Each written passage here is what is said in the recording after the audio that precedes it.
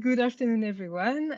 So now Adrien and I will show you some of our results about the barriers and levers that we explored in agroecological initiatives across Europe. So, sorry. First of all, what did we do and how did we do it? Well, what we wanted to know is what factors positively or negatively influence the development of agroecological initiatives in Europe. So in other words, what conditions are detrimental or favorable for the development of such initiatives? So to do so, we basically asked agroecological initiatives what influences their development. And we also asked them some questions about their activities, the actors involved, their characteristics to be able to understand better who they are. So to do so, we used an online survey and received 89 submissions from all across Europe. So as you can see on the map, from the European Union, but also United Kingdom, Serbia, and Switzerland. And so this includes, of course, answers from the innovation hubs who are already involved in the project, but also and mostly from initiatives who were not already involved and who took the time to answer to our survey and get involved. So this was also an opportunity to broaden our network and to connect people. Then we had interviews with 11 of these initiatives, also all across Europe, to be able to deepen our understanding of who they are and of the barriers and levers that they mentioned in the survey that they filled beforehand. So at that stage of the presentation, maybe you might wonder what we consider as an agroecological initiative. So in our case, we decided to be quite broad and to consider any kind of initiative that implements or supports the implementation of agroecological practices. So practically speaking, these agroecological initiatives can be farms, experiments, community projects, European projects, food processing activities, agritourism activities, or NGOs or associations, for example. And of course, all of them almost involve farmers, but also researchers, consumers, and advisors, just to give you some examples. And we also wanted to make sure that they stick to the principles of agroecology, at least to some of these principles, and at least to some extent. So now we will show you some of our results. Of course, we identified a lot of different barriers and levers across different dimensions, but during this presentation, we will focus only on some key messages which we think are quite relevant. And we will present the results which come from both the survey and the interviews, and we will use some quotes and practical examples that we have from the interviews to illustrate our key messages and go deeper. So the first key message is about the fact that access to cities and access to markets is key for the development of these initiatives, and also that short market channels are needed. So practically speaking, it means that from our survey results, we could see that when an initiative is close to an urban area or close to a market opportunity, it is better for its development than being in a remote area or too remote. And also that when initiatives sell their productions using direct market channels, so for example, farmers markets, it's also better in comparison to using long market channels with a lot of intermediaries, for example. Hello, everybody. As Marie-Hélène just mentioned, the idea is that I will use some quotes to illustrate the results and present you a few initiatives that we interview. So the first quote, as you can see on your screen, it's important to note that almost 100% of animal production is sold directly and locally. Therefore, one of our initiative goals is also to establish and develop local direct sales for plant production. That illustrates, well, the fact that there is often a challenge of finding or creating new channels to sell production. And so this quote comes from one initiative. It's the opportunity to present it, which is Transimarche. So Transimarche is located in France, and it's an experimental farm, so really led by INRAE, so Research Center, and it's composed of 160 hectares of crop and livestock. And there is the specificity, which is that they are located in a marshland, so with this water management issues also. And they have a strong focus on biodiversity, so trying to conserve, but also even to enhance biodiversity. And they practically build a network with local farmers, with citizens, with association, etc. Okay, now we can move on to the second key message, which is that skilled and available workforce is necessary. So, of course, initiatives need to have enough people to carry out activities, and they need these people to have enough time available, but they also need them to have the good skills, the required skills to be able to implement some kind of activities or some kind of practices. And what we also noticed from the survey is that when farmers had a higher level of education, so for example, beyond high school, it was better for the development of the initiative in comparison to lower levels of education. So that is from the answers given from by the initiatives themselves. And again, one quote of one person that I interviewed to illustrate that and to explain his reality. So this person said, you have to work also in Sunday, so young people prefer to do something else. So the workers that made the practical works normally are strangers, but at the beginning it could be some problem about communication. It's difficult also for the owner because there is a lot of bureaucracy and there is a lot of tax on. So that's illustrate this reality that was also shared by other initiatives, but it's the opportunity to present you Cascina Romanengo, so which is one initiative that we interviewed. Cascina Romanengo is located in Italy, and it's basically a farm of something around 18 hectares with plant production and a bit of wood. And it's one initiative that was financed by private investor, and which started a few years ago with the ultimate goal to become a pilot farm, so be a school of agroecology. And so currently they experience a lot of different practices directly on field, both organic, regenerative practices, etc. And so now the last key message, which is about climate change. Of course, we all know that climate change mitigation and adaptation is really needed. So we need to reduce our greenhouse gas emissions.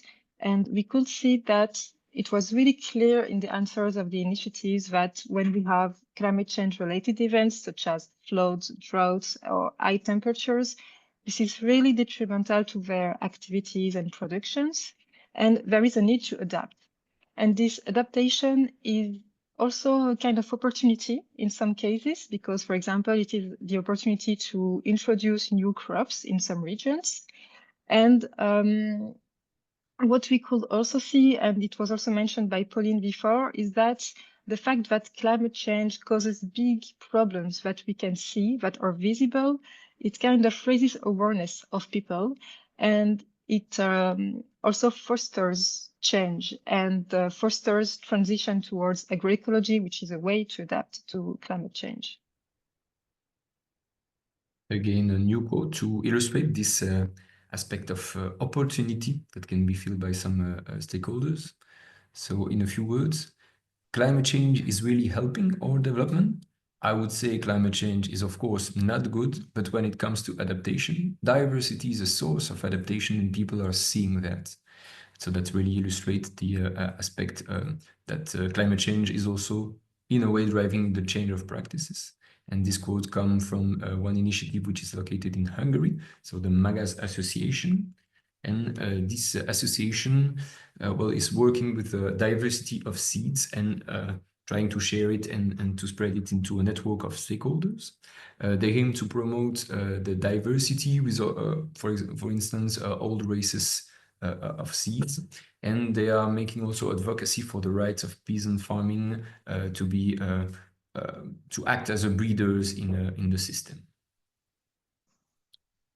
And there is, of course, this opportunity, I would say, part that we can see from this climate change, but of course it's also a big struggle. One other quotes from one farmers of another initiative. So climate change is a major challenge.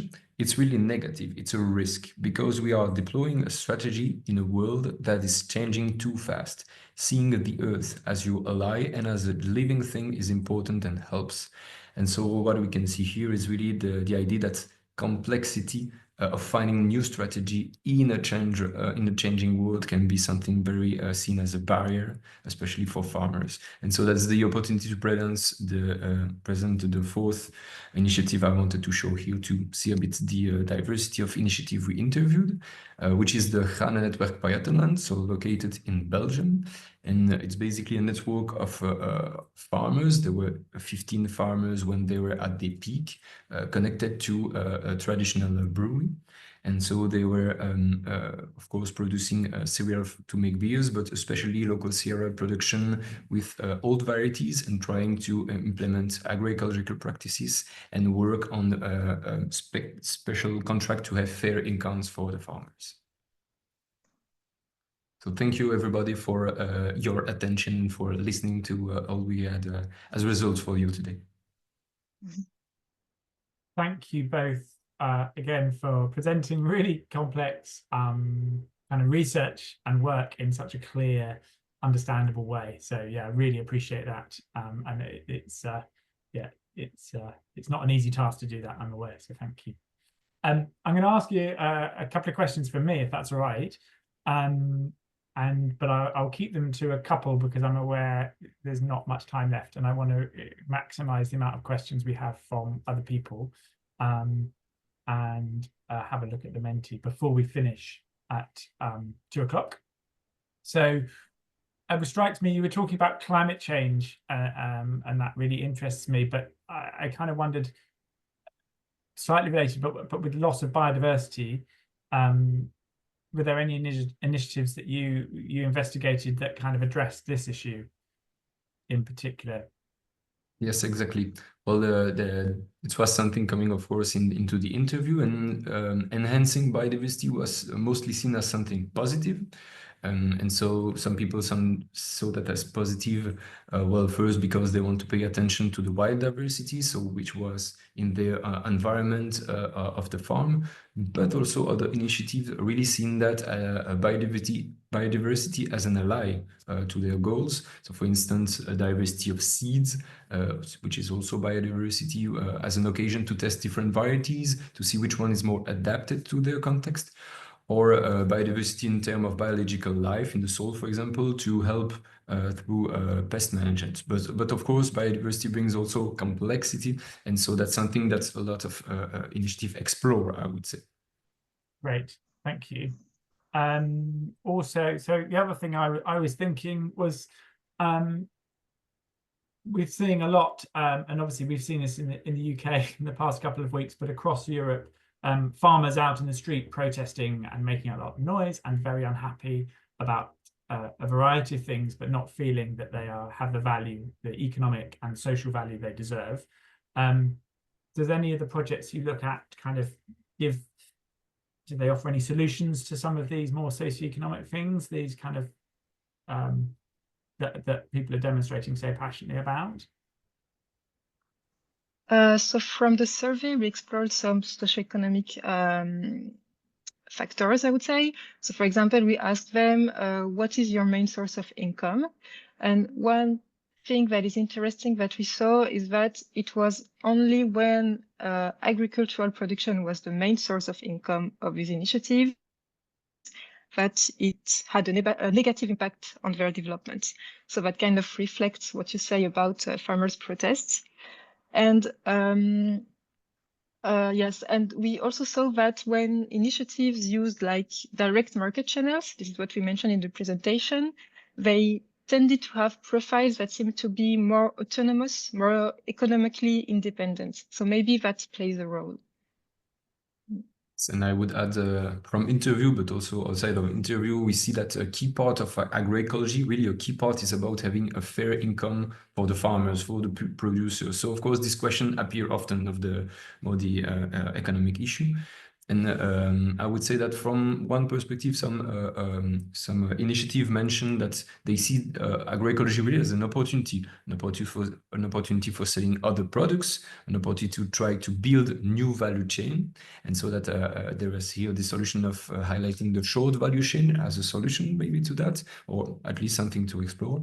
And in another way, there was also each initiative were trying to build some safe space for taking financial risk, meaning some research institutes or private investors that really try to build this safe place to try things, because of course trying something new is always a part of risk. Great, thank you. Yeah, thanks for putting that so clearly as well.